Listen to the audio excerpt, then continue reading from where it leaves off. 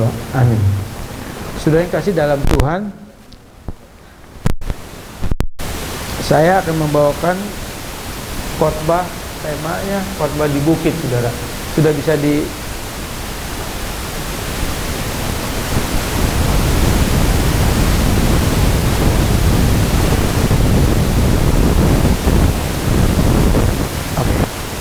saudara, dalam khotbah di bukit itu berisi 3 pasal. Pasal 5, pasal 6, dan pasal 7. Dan khotbah di bukit ini adalah intisari dari Kristus. Intisari dari pengajaran Kristus. Dan khotbah di bukit itu menggambarkan kembali pemulihan gambar Allah yang ada pada saudara dan saya, di mana sebelumnya ketika kita dilahirkan, kita dalam keadaan memiliki gambar Allah yang rusak karena dosa. Dan melalui Yesus Kristus Tuhanlah gambar Allah itu dipulihkan.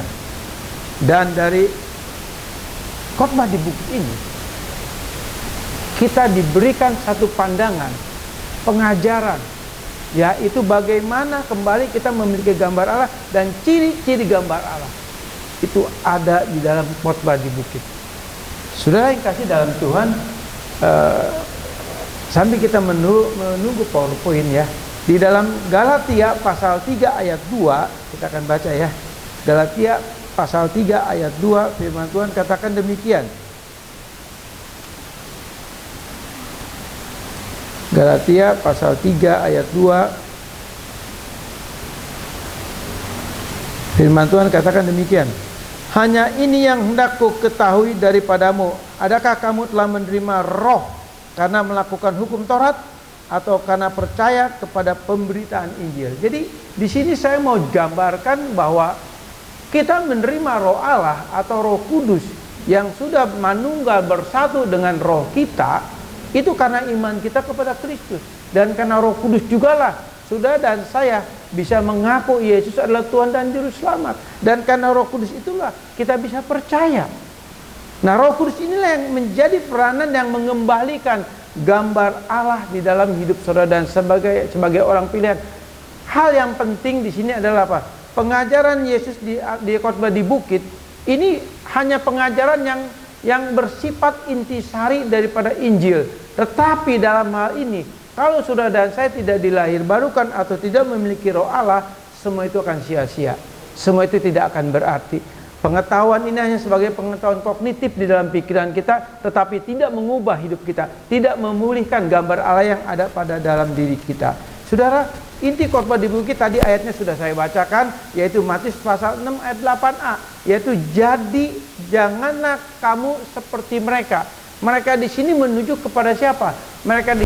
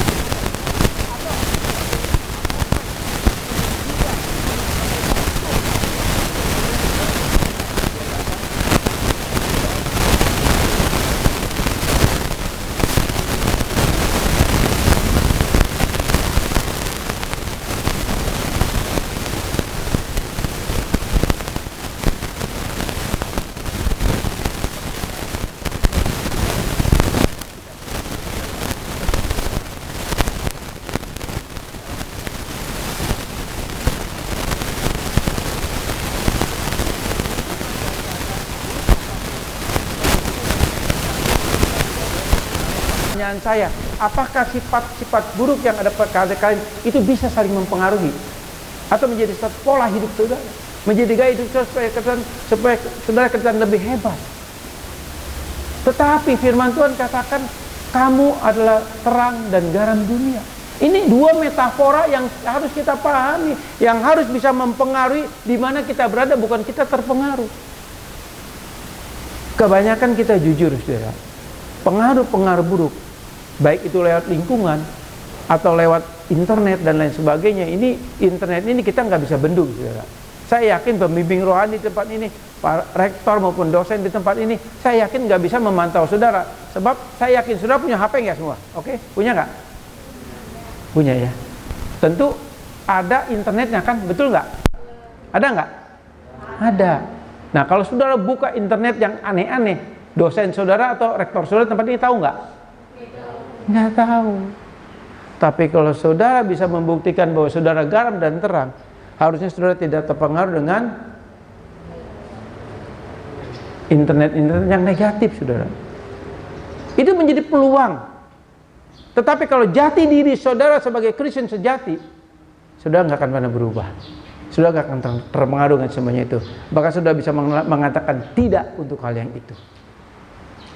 Saudara sudah tahu, ada satu hamba Tuhan yang saya tidak akan sebutkan nama, yang sudah terkenal sekali. Ya, bahkan terkenal sampai ke luar negeri. Sudah tahu, dia dipakai Tuhan dalam tanda kutip luar biasa. Satu saat dia jatuh dalam dosa perzinahan. Kenapa kok bisa jatuh dalam dosa perzinahan? Iya, dia iseng. Dia akui ketika dia bertobat, dia akui ketika dia di hotel dalam kesendirian. Dia iseng, dia buka laptopnya, dia buka situs-situs yang nggak bagus, dan di situ dia jatuh dalam dosa. Hamba Tuhan yang sudah punya nama di Indonesia, yang cukup terkenal, bahkan sampai ke luar negeri, bisa jatuh dalam dosa. Kenapa? Karena dia tidak lagi bisa mempengaruhi apa yang ada di dalam lingkungannya. Harusnya dia yang mempengaruhi, bukan terpengaruh.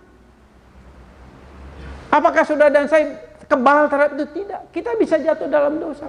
Tetapi yang harus saudara pahami, kita punya firman. Kita punya pengetahuan firman. Kalau kita melibatkan roh Allah di dalam diri kita ini, saya yakin firman itu akan hidup dan menghidupkan saudara dan saya. Akan mempengaruhi hidup saudara. Kita hidup dalam dua natur. Natur roh yang sudah disucikan dan natur daging yang sudah terkontaminasi dosa. Allah menyelamatkan kita di dalam Yesus. Allah natur roh kita yang akan diselamatkan. Karena natur daging kita akan kembali menjadi tanah dan berdebu. Ini menggenapi nubuatan Tuhan dikatakan di dalam Kejadian 3 ayat 19. Kamu akan kembali menjadi debu dan tanah. Sebab dia tidak menyelamatkan tubuh daging kita yang berdosa ini. Jadi peluang untuk jatuh dalam dosa selalu ada. Tapi mari kita yang sudah punya firman, pengaruhi kedagingan kita ini dengan firman. Saya percaya secara bertahap kita akan berubah. Oke? Kita lanjut. Ya. Khotbah di bukit paling banyak tidak dimengerti dan sulit untuk ditaati. Kenapa kok khotbah di bukit paling banyak tidak dimengerti dan paling banyak tidak ditaati, saudara? Ini sesuatu yang perlu dipahami, saudara. Kita tahu dan kita jujur, saudara. Untuk melakukan firman, kita tidak bisa dengan kekuatan tubuh kita, dengan daging kita, kehebatan kita, komitmen kita, tidak bisa. Tapi kita perlu memahami bahwa ada hukum yang sudah membebaskan saudara dan saya dari tuntutan hukum Taurat, saudara. Apa itu maksudnya? Nah, di dalam Roma pasal 8 ayat 3, firman Tuhan katakan apa? Apa yang tidak bisa kita lakukan dari tuntutan hukum Taurat, Yesus sudah lakukan di atas kayu salib. Dia udah genapi, saudara. Itu udah selesai. Artinya apa, saudara? Artinya segala tuntutan Taurat, di mana pertanyaan saya, oke, begini, saudara. Apakah tuntutan Taurat atau hukum Taurat itu masih berlaku dalam hidup saudara dan saya? Secara moral tetap berlaku. Kita tentu mengenal ada 3 hukum di dalam perjanjian lama. Tetapi hukum moral itu tetap berlaku dalam hidup saudara dan saya. Berarti firman-Nya tetap berlaku. Nah, firman yang tetap berlaku ini tanpa kita melibatkan roh Allah. Sekali lagi, tanpa melibatkan roh Allah, kita nggak akan mampu. Tetapi kita bisa mampu karena Kristus sudah melakukan itu semua di atas kayu salib. Jadi target saudara dan saya bukan dengan spirit Taurat, tetapi dengan spirit Injil. Baru kita bisa lakukan itu. Sudah nangkep ya? Oke? Nah, jadi saudara, kita jujur melakukan pengajaran Tuhan yang ada di dalam khotbah di bukit ini sulit, dan sulit juga ditaati, sulit juga untuk dimengerti. Saudara, ada 6 hukum di dunia ini yang Allah berikan. Salah satunya adalah kehendak Allah. Kehendak Allah, ya.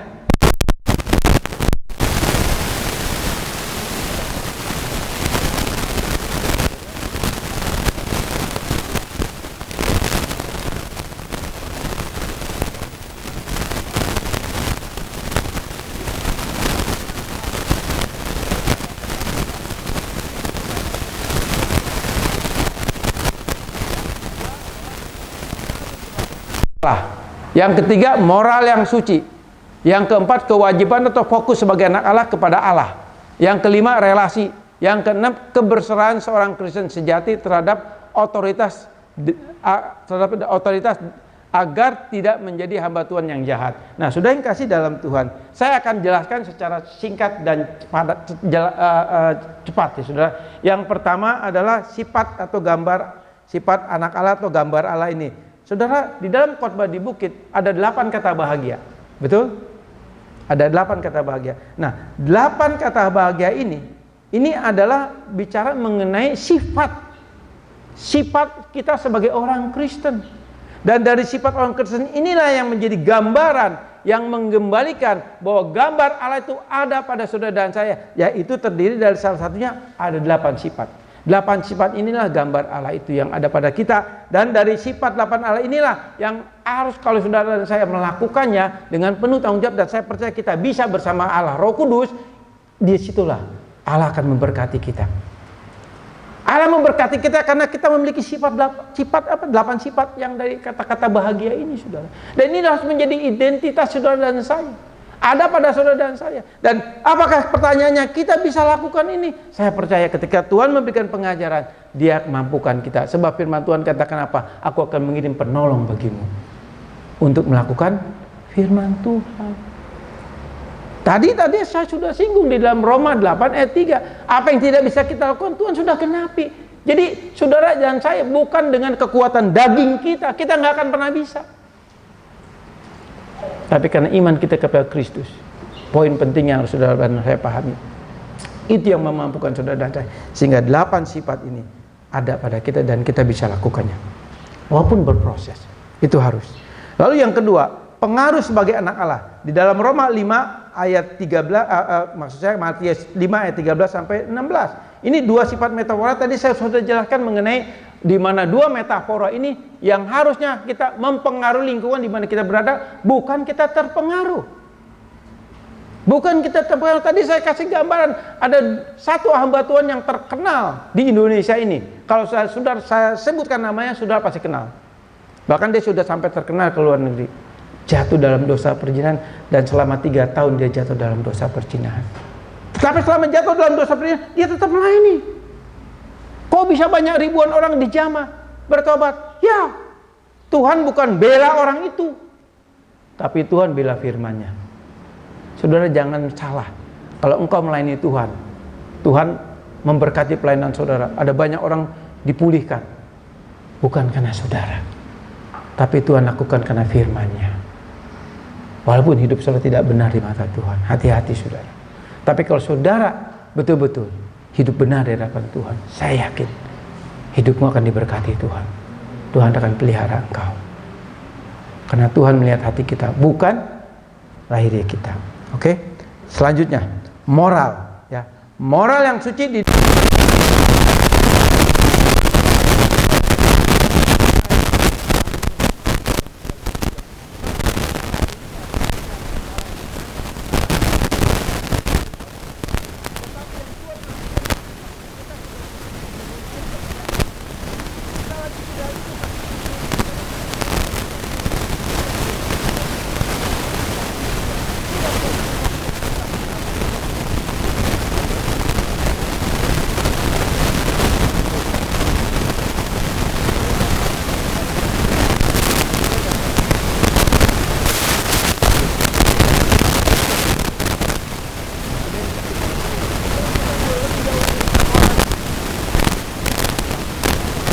saudara. Tapi itu intinya, saudara. Kita masuk poin yang keempat, kewajiban atau fokus sebagai anak Allah kepada Allah, sebagai anak Allah kepada Allah. Saudara, ada hidup keagamaanmu tidak lebih baik dari orang Taurat, ahli Taurat, orang Farisi, kamu tidak masuk kerajaan surga. Artinya tadi sudah saya katakan bahwa kita sudah punya spirit Injil. Kita sudah masuk dimensi roh, bukan lagi dimensi secara tubuh manusia ini. Tetapi juga dalam moral yang suci ini, dalam kewajiban kita ini, fokus kepada Allah, di mana ada firman Tuhan katakan di dalam ayat yang ke-1-nya, kewajiban agamamu tidak lebih baik, maksudnya seperti itu. Nah, ada hidup keagamaan, ada kewajiban. Nah, kewajiban ini yang seringkali saya gambarkan sebagai melakukan firman Tuhan. Sebagaimana saudara ada di kampus ini, saudara melakukan tugas-tugas yang diberikan di tempat ini. Saya percaya kedisiplinan di sini bagus dan luar biasa. Tetapi pertanyaannya sekali lagi, apakah saudara melakukan itu karena ada sanksi, karena ada peraturan, bukan karena memang natur roh saudara ada pada itu, bagian dari hidup saudara. Tadi firman Tuhan bilang, katakan apa? Kamu tidak seperti mereka. Artinya berbeda. Orang Farisi ahli Taurat melakukan hukum Taurat hanya untuk dinilai orang, dan mereka melakukan dengan sekuat tenaga mereka, hanya kedagingan yang mereka lakukan. Seperti ada satu agama yang mengajarkan, saudara, ya. Ada satu agama mengajarkan mendisiplinkan diri, menguasai diri, membangun diri sendiri, hidup tanpa menikah, hidup di suatu tempat yang tersembunyi, yang terisolasi dari sosial masyarakat. Ya mereka bisa melakukan, tapi itu semua yang mereka lakukan hanya kedisiplinan daging manusia, yang tetap di dalamnya natur dosa tetap membayangi mereka, dan tetap kebinasaan itu ada pada mereka. Saudara, saya katakan tadi apa? Di dalam poin yang keempat ini, kewajiban atau fokus sebagai Allah, fokus kepada Allah. Saudara, orang yang punya natur rohani dan natur yang sudah disucikan, yang sudah punya spirit Injil, dia akan selalu fokus kepada Allah. Nah, kalau kita baca di dalam Matius pasal 6 ayat 1 sampai 34, ini penjabaran sangat panjang sekali, saudara, tapi saya nggak akan jelaskan itu. Tapi inti dari itu adalah apa? Fokus kepada Allah. Kita fokus kepada Allah. Orang yang punya spirit Injil, yang sudah dilahirbarukan, dia selalu fokus kepada Allah, dan dia melakukan kewajiban-kewajibannya itu dengan penuh tanggung jawab. Memang nalurinya, memang awalnya dari keluar dari natur rohaninya, punya tanggung jawab untuk hal itu. Ingat saudara, iman itu ada 3. Pertama pengakuan, yang kedua tindakan, yang ketiga adalah tanggung jawab. Tanggung jawab yang muncul dari natur rohani saudara, bukan karena kedisiplinan yang diberikan secara ketat di tempat ini. Itu saudara akan bisa langgar, dan saudara lakukan dengan keterpaksaan, karena saudara ingin dapatkan nilai tambah di tempat ini. Tapi kalau engkau punya jati diri Kristus, gambar yang sudah dimurnikan, yang sudah dipulihkan, secara naluri engkau lakukan itu dengan penuh tanggung jawab, tanpa perlu disuruh lagi. Saudara punya tanggung jawab, dan itu dilakukan bukan hanya sebatas kampus saja. Di mana saudara nanti berada, saudara tetap melakukan hal itu. Ya, oke. Yang kelima, relasi. Matius 7 ayat 1 sampai 20. Saudara, relasi Matius 7 ayat 1 sampai 20 di sini relasi dengan Allah agar kita tidak jatuh dalam dosa, menjadi hamba Tuhan yang jahat. Jadi Matius pasal 7 ayat 1 sampai 20 ini mau menggambarkan, Yesus mengajarkan kalau kita harus punya hubungan relasi dengan Allah. Kalau kita punya hubungan relasi dengan Allah, kita pasti punya hubungan relasi dengan sesama dengan baik. Firman Tuhan katakan apa? Kasihlah Tuhan Allahmu dengan segenap hati, jiwa, akal, budimu, dan kasihlah sama manusia seperti dirimu sendiri. Kita tidak bisa mengasihi sesama kita tanpa kita mengasihi Allah. Karena kita mengasihi Allah, kita bisa mengasihi sesama. Itu hukum yang sudah Allah tetapkan kepada saudara dan saya. Supaya apa? Supaya kita tidak menjadi hamba yang jahat. Saudara, di dalam bicara Matius pasal 7 ayat 21 sampai 23, ini bicara tentang hamba Tuhan. Ini bicara tentang pelayan-pelayan Tuhan. Sehingga firman Tuhan katakan apa? Aku tidak kenal engkau engkau membuat kejahatan. Bahkan di Lukas pasal 13 firman Tuhan katakan apa? Tuhan, bukankah kita semeja dan ketika kita makan semeja sehidangan dengan Tuhan? Lalu Tuhan katakan apa? Aku tidak kenal engkau, menyalah engkau pembuat kejahatan. Ini ditujukan kepada siapa? Kepada para hamba Tuhan, kepada orang-orang Kristen dalam tanda kutip yang melayani begitu luar biasa, tetapi sesungguhnya dia melakukan satu kejahatan di mata Tuhan, dan dia melakukan bukan karena tanggung jawab dari imannya, tapi tanggung jawab karena kewajiban sebatas status sebagai status hamba Tuhan atau yang lainnya. Sudah di sini sebagai mahasiswa melakukan bisa hal yang begitu baik, tapi kalau itu dilakukan secara daging lahir dari saudara, karena kedisiplinan dan saudara takut akan hukuman dan lain sebagainya, itu sudah nggak dapat nilai di hadapan Tuhan, walaupun mungkin sudah dapat nilai di kampus ini. Sudah ngerti. Tapi kalau sudah punya iman yang di Allah anugerahkan, engkau tetap punya tanggung jawab, diberikan, dituntut atau tidak, engkau tetap melakukan itu. Saudara, selanjutnya yang bagian ke-6, keberserahan seorang Kristen sejati terhadap otoritas dari ajaran Tuhan agar tidak menjadi hamba Tuhan yang jahat. Nah, Matius 7 ayat 21 sampai 27. Matius pasal 21 ayat Matius pasal 7 ayat 21 sampai 27. Ini bicara apa? Bicara mengenai kebesaran sebagai seorang Kristen sejati. Kalau saudara sudah punya jati diri, dan jati diri saudara sebagai anak-anak Allah, punya sifat Allah, gambaran yang sudah dipulihkan, engkau tetap punya kebesaran kepada otoritas dan ajaran Tuhan, dan engkau tetap berdiri dan berjalan di dalam kebenaran-kebenaran firman, aturan-aturan firman Tuhan, dan sudah tidak menyimpang sehingga sudah tidak menjadi hamba Tuhan yang jahat. Seperti itu, saudara. Kita lanjut, saudara, ya, ke poin selanjutnya, di mana dikatakan di sini ada gambar Allah. Nah, gambar Allah itu apa sih? Tadi saya singgung. Gambar Allah itu ada 3 poin, saudara. Gambar Allah itu ada 3 poin. Yang pertama apa? Pikiran yang mengenal firman Tuhan.